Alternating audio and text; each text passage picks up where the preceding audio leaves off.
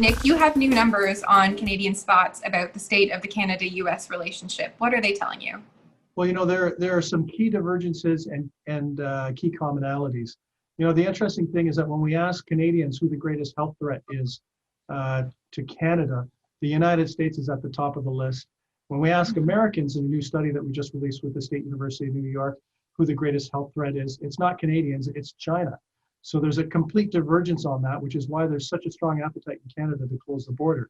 But where Canadian and American views converge relate to China itself, where now, Canadians and Americans both identify visitors from China as priorities for being asked for ID, for example. And so we're kind of united by a common fear of the Chinese, or concern and anxiety related to the Chinese, but divided on this pandemic because people in Canada see what's happening in the United States and they have significant concerns about the risks to Canadians because of the pandemic. Right, and then we saw again this week that the Canada-US border is likely going to be shut down for at least another month.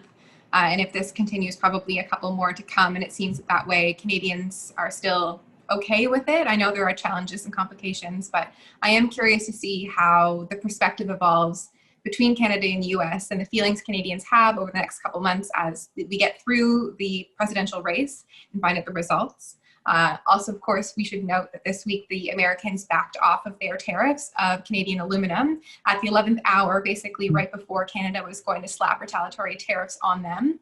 So, the relationship there, complicated, bit of an exchange of words continues. We'll keep that file on our radars for sure.